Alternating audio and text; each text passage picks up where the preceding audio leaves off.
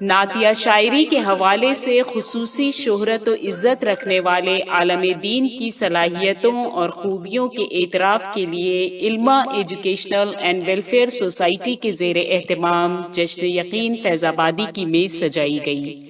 صدارت کے منصب کو وقار بخشا ممتاز شاعر محمد فاروق جاذب لکھنوی نے، کار نظامت کے ساتھ تحریری رائے پیش کی ہارون رشید نے۔ انہوں نے نعتیہ شاعری کے حوالے سے صاحب جشن مولانا دلاور حسین یقین فیض آبادی کے نام اور کام کو اہم قرار دیا۔ شکیل گیاوی کے مطابق یقین صاحب نے اپنے علم، مرتبے اور منصب کا درست استعمال کر کے ذوق شعری رکھنے والوں میں مذہبی بیداری اور علمی استدار پیدا کی اور نسلوں کی آبیادی کا فریضہ بحسن خوبی انجام دے رہے ہیں۔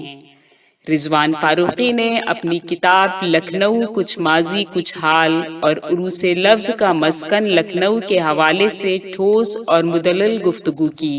اس خوشگوار موقع پر مدرسہ امداد العلوم کے ذمہ داران و وابستگان نے صاحب جشن کی گلپوشی کی۔ شاگردان رشید اور شاعر دوستوں نے منظوم تاثرات پیش کیے۔ قاری رضی الدین عرفان لکھنوی اور شمیم رامپوری صاحبان اسٹیج پر جلوہ افروز رہے۔ پیش ہے لرن آن لائن وتھ فیضان خان کی آنکھوں دیکھی رپورٹ۔ السلام علیکم۔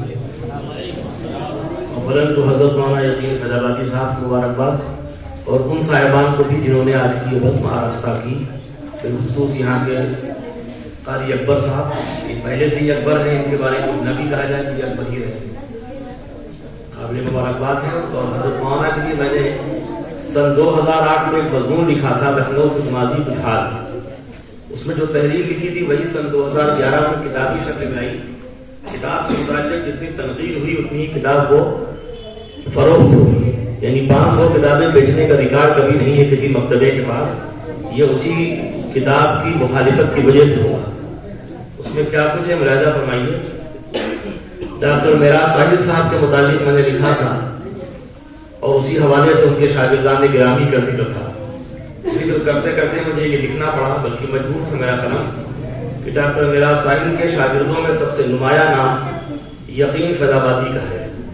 آپ حیرت کر سکتے ہیں کہ حضرت مولانا میں نے کیوں نہیں کہا، تو یہ وہی مسئلہ ہے کہ ڈاکٹر ہارون رشید صاحب نے چھیڑا تھا کہ آج مولانا کا یہاں جشن نہیں ہے بلکہ یقین فیض آبادی کا ذکر ہے۔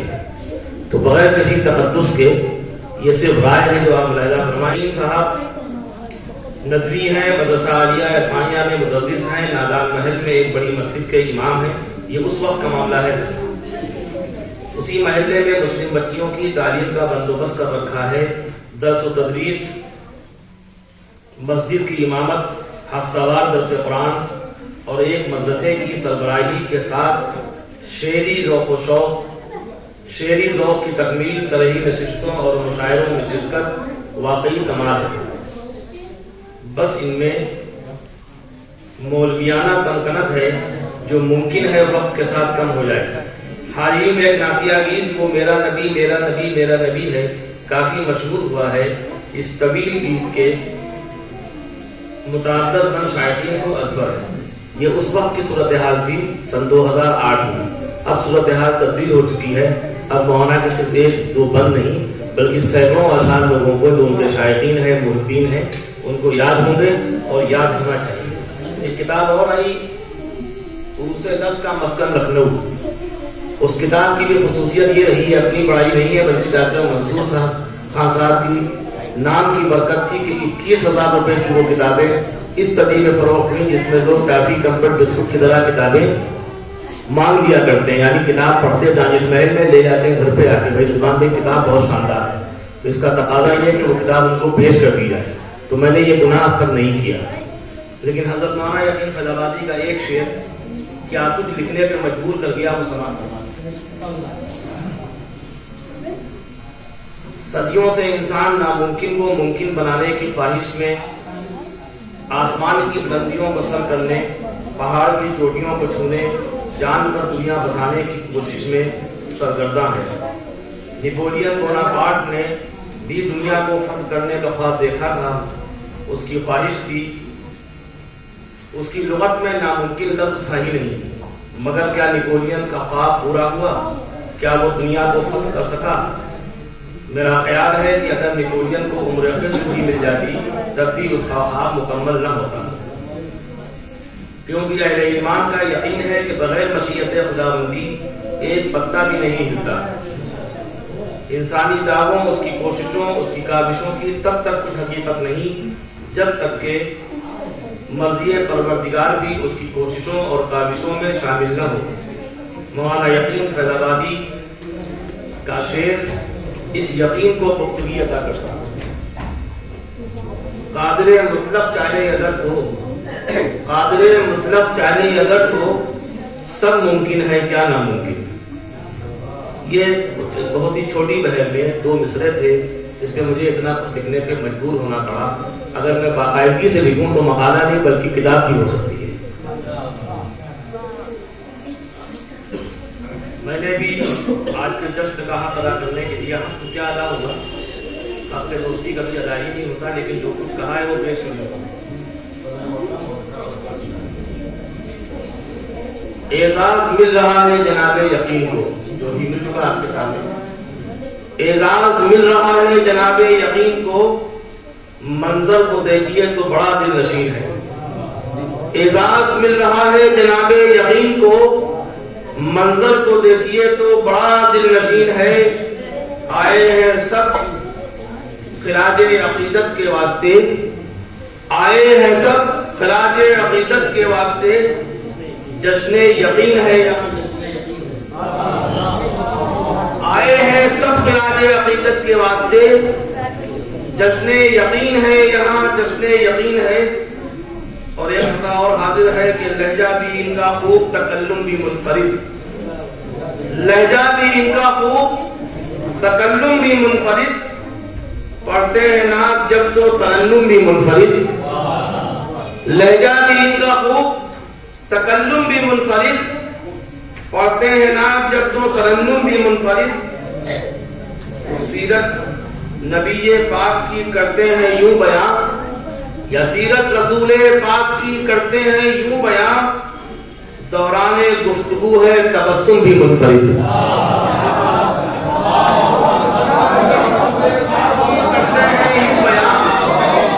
سیرت رسول پاک کی کرتے ہیں یوں بیان، دوران گفتگو ہے تبسم بھی منفرد۔ ہارون صاحب سماعت فرمائیں، اس خطے کا مزہ آپ کو ضرور لینا چاہیے۔ یقین جانیے بے شک یقین ہے مولانا، یقین جانیے بے شک یقین ہے مولانا، کبھی نہ بھول کے کہنا نہیں ہے مولانا۔ بے شک یقین ہے مولانا، یقین جانیے بے شک یقین ہے مولانا، کبھی نہ بھول کے کہنا نہیں ہے مولانا۔ اور ادا ادا سے چھلکتی ہیں چاہتے ان کی، ادا ادا سے چھلکتی ہیں چاہتے ان کی، اسی لیے تو سبھی کے قرین ہے مولانا۔ اور آخری بات میں اور کہہ دوں کہ ہم سب یہ بلندان دعوے کرتے ہیں نعت رسول یا خادم اردو ہونے کا یا اردو کی خدمت کرنے کا، لیکن جو لوگ عملی طور پہ کام کرتے ہیں وہ واقعی قابل قدر ہوتے ہیں۔ حضرت مولانا ان میں سے ایک ہے۔ ہم سب یہ کہتے ہیں کہ برادری وار ختم ہونا چاہیے، ذات برادری کی اسلام میں کوئی حیثیت نہیں ہے، لیکن اس پہ عمل کرنے والے گنتیوں پہ گنے جاتے ہیں، ان میں سے ایک نام حضرت مولانا کا۔ میں ان پہ مضمون لکھنا چاہتا تھا، لیکن یہ خیال بھی دامن رہا کہ جناب ہارون مسیح صاحب نے ان کا مقالے میں باقاعدہ نام ہے، تو جہاں بے قاعدگی اس نام ہو وہاں مقالہ نہیں لکھنا چاہیے، اس لیے کہ جب آپ کی حیثیت کو نہ پہچانا جائے تو حدیث رسول ہے کہ خود کو درگور کر دیا، تو میں کم از کم ان لوگوں میں نہیں، تو میں نے مقالہ نہ پڑھ کے یہاں گفتگو کی۔ ناقد اعظم جناب ہارون رشید صاحب کا مقالہ تھا، اس دہشت میں نے کچھ نہیں لکھا، میں نے کہا اس کا پاس رہے برقرار ہے، حالانکہ میں نے مقالہ پڑھنے سے ہی گریز کیا، تو یہ کہہ کے فرار اختیار کر لیا کہ میں آج کل کام زیادہ ہے اس لیے میں نے ان پہ نہیں لکھا ہے، باقاعدگی سے پھر لکھوں گا، حالانکہ یہ لکھ چکے ہیں، یہاں پڑھنے سے گریز کیا، اس لیے کہ شاعری میں کہیں نہ کہیں نثر جو ہے اس کا مدفن بن جاتا ہے، تو شاعری سے ہی ہم لوگوں کو کام چلانا ہے، شاعری کرنا ہے۔ تو میں حضرت مولانا کی کلپ سرچ کر رہا تھا، اس میں جہاں ان کی شاعری ملی وہاں ایک تقریر میں نے سنی، اور اس میں انہوں نے بہت ہی جیسے ہوتے ہیں مقابل مچے ہوئے، خوشی ہوئی سن کے کہ اس طرح سے انہوں نے قوم کی اصلاح کا فریضہ انجام دیا ہے۔ برادری ذات برادری کے سلسلے میں انہوں نے کہا کوئی فاروقی ہے، کوئی صدیقی ہے، کوئی انصاری ہے، کچھ نہیں تو ملنساری ہے، کوئی پنساری ہے، کوئی ادریسی ہے، لیکن محمدی بہت کم ہے۔ اگر ہم محمدی ہوتے تو آج لڑکیوں کی عمریں برباد نہ ہوتی، جو لو جہاد یہ جہاد وہ جہاد الزام عائد ہو رہا ہے، یہ دور ہی نہ آتا، بلکہ صرف ہم یہ کرتے کہ ایمان کی بنیاد پہ، اس کی تعلیم کی بنیاد پہ نکاح کرتے۔ یہ کام ہم سب کہتے ہیں، لیکن چونکہ حضرت نعمان نے یہ کام اپنے گھر سے آغاز کر دیا، اپنی بیٹی کے جب نکاح انہوں نے کیا تو مجھے خود ذاتی طور پہ بتایا کہ میں نے ذات برادری کو ترجیح نہیں دی ہے۔ یہ ان کا عمل قابل قدر ہے، اس کے لیے تالیاں ہونا چاہیے۔ علیکم ورحمۃ اللہ وبرکاتہ۔ ڈاکٹر ہارون رشید صاحب کی نظامت کو سب سے پہلے مبارکباد کہ ایک ایسے جشن کو انہوں نے اپنے الفاظ سے پوری طرح سنبھالنے کی کوشش کی ہے جس میں ہمارے شہر کے نہایت معتبر ترین لوگ آج شامل ہیں۔ رضوان صاحب ابھی کچھ دیر پہلے بول رہے تھے، انہوں نے ایک کام کا مصرع اس میں اپنی شاعری انہوں نے پیش کیا جو مجھے بہت پسند آیا کہ ادا ادا سے سبھی کے قریب ہے مولانا۔ ظاہر ہے کہ یہ مصرع بہت طاقتور ہے، اس لیے ہے کہ یقین فیض آبادی صاحب سے میرا تعلق کوئی آج کا نہیں ہے، بلکہ شعری تعلق سے پہلے بھی ان کا ان سے میرا جو تعلق ہے وہ بہت ہی پاکیزہ ہے، معتبر ہے، متبرک ہے، اس لیے کہ وہ نہ صرف حافظ قرآن ہیں بلکہ دارالعلوم العلماء سے فارغ بھی ہیں اور ندوی ہیں، میں بھی ندوی ہوں۔ یہ ایک ایسا رشتہ ہے جو سید سلیمان ندوی رحمۃ اللہ علیہ سے لے کے یہ مولانا اب سید ابوالحسن ندوی صاحب کی برکتوں سے لے کر آج تک جتنے بھی ندوی ندوۃ العلماء سے نکل رہے ہیں وہ سب کام کر رہے ہیں۔ وہاں سے فراغت کے بعد دنیا کی گہما گہمی میں بیشتر ندوی علماء کھو جاتے ہیں، لیکن کچھ ایسے ہوتے ہیں جو اپنے وجود کی بقا سے یہ ثابت کرتے ہیں کہ ہمیں سماج کے لیے استعمال ہونا چاہیے، ہمیں سماج کے لیے کچھ کرنا چاہیے۔ تو یقین صاحب جو کچھ بھی کر رہے ہیں وہ آپ کے سامنے ہے، اور اس کے لیے نہ صرف ان کے عالم دین ہونے پر بلکہ سماج کے ایک بہت اچھے خادم ہونے پر ان کو مبارکباد پیش کرنا چاہتا ہوں۔ انہوں نے اپنے علم کا صحیح استعمال کیا اور اسٹیج سے اپنے شاعر ہونے کا جس طرح سے انہوں نے ثبوت دیا ہے وہ میں جانتا ہوں۔ تقریباً 8 یا 9 برس پہلے میں ان کے ساتھ ناز خان صاحب کے گاؤں میں ایک مشاعرے میں جا رہا تھا، تو میں نے ایک ناموضوع مصرع کہا تھا۔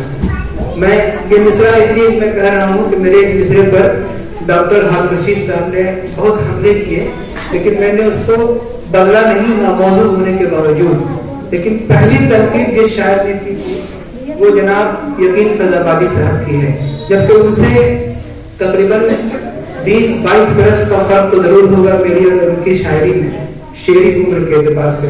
اور جاجب صاحب جیسی شخصیت یہاں موجود ہے، جب میری شاعری کا آغاز تھا تو انہوں نے مجھے انگلی پکڑ کے چلنے کا سلیقہ سکھایا تھا۔ تو اس طرح کے لوگوں کی موجودگی میں مجھے اب یہ کہنا بالکل عار نہیں ہے کہ یقین فیض آبادی صاحب نے جب مجھے ٹوکا تو میں نے ان سے کہا کہ اس کو موضوع بھی کر دیجیے۔ انہوں نے کہا صاحب میں تنقید کر سکتا ہوں، موضوع نہیں کر پاؤں گا۔ میں نے کہا کر دیجیے۔ انہوں نے پھر کوشش جب شروع کی وہ نہیں کر پائے۔ وہ چیلنج آج سے تقریباً کم سے کم 10 برس پہلے کا تھا۔ وہ چیلنج ڈاکٹر ہارون رشید صاحب تک پہنچا تو انہوں نے بھی وہی جواب دیا جو یقین فیض آبادی صاحب نے 10 برس پہلے دیا تھا۔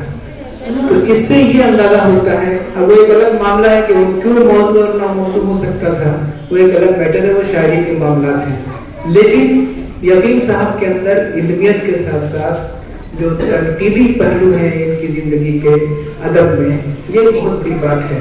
یہ 2-4 دن کی محنتوں کا نتیجہ نہیں ہوتا ہے، بلکہ اس کے لیے محنت کی ضرورت ہوتی ہے، مطالعے کی ضرورت ہوتی ہے، زبان پر قدرت کی ضرورت ہوتی ہے، شعر میں شعریت کی ضرورت ہوتی ہے، اور گفتگو میں اپنی بات کو ثابت کرنے کے حوصلے کی ضرورت ہوتی ہے۔ یہ ساری خوبیاں یقین فیض آبادی صاحب میں ہیں۔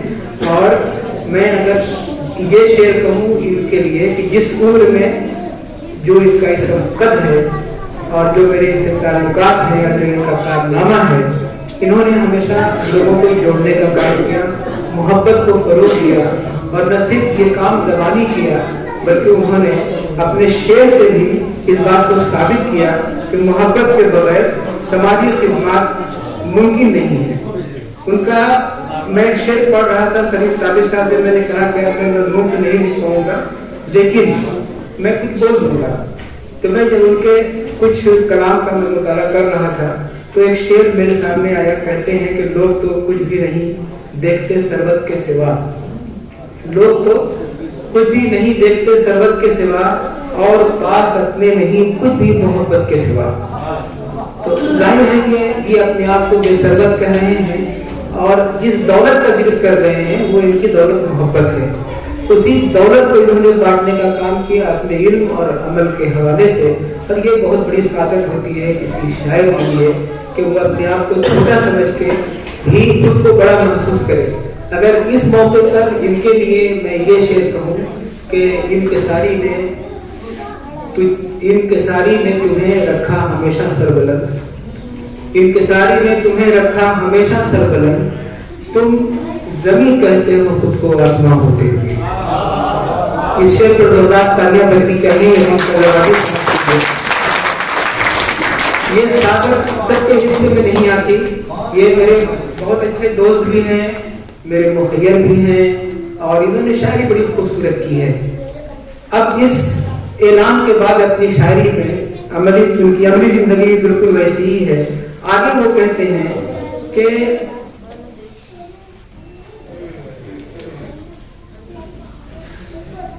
ایک جگہ وہ فرما رہے ہیں کہ اسی سلسلے کی یہ غزل ہے کہ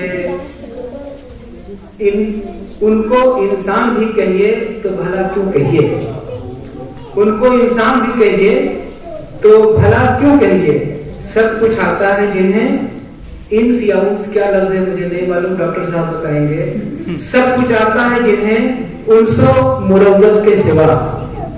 تو یہ شعر بھی بہت بڑا ہے، اس لیے کہ انس و مروت کے علاوہ اگر آپ کچھ اور کر رہے ہیں، آپ کے اندر انس نہیں ہے، محبت نہیں ہے، آپ کی زبان میں مروت نہیں ہے، آپ کی زبان میں نرمی نہیں ہے، آپ کے لہجے میں خوش گفتاری نہیں ہے، تو آپ ایک اچھے شاعر تو ہو سکتے ہیں لیکن آپ اچھے انسان نہیں ہو سکتے ہیں۔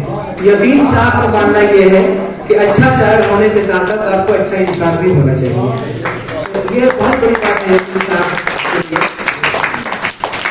اور ان کے ایک غزل کا میں مطالعہ کر رہا تھا، ڈاکٹر ہارون رشید صاحب، تو انہوں نے اپنی شاعری کو جس معیار میں سمونے کی کوشش کی ہے اس میں ان کے مطلع سے ان کی پوری شخصیت روشن ہو جائے گی، اس لیے کہ یقین صاحب ایک مسلمان ہونے کی حیثیت سے، ایک عالم دین ہونے کی حیثیت سے، ایک اچھا شاعر ہونے کی حیثیت سے انہوں نے اپنی پوری شخصیت کو اپنے اس مطلع میں سمو دیا ہے۔ کہتے ہیں کہ ایمان وجہ عشق ہے، اسلام عشق ہے، ایمان وجہ عشق ہے، اسلام عشق ہے، اللہ اور رسول کا پیغام عشق ہے۔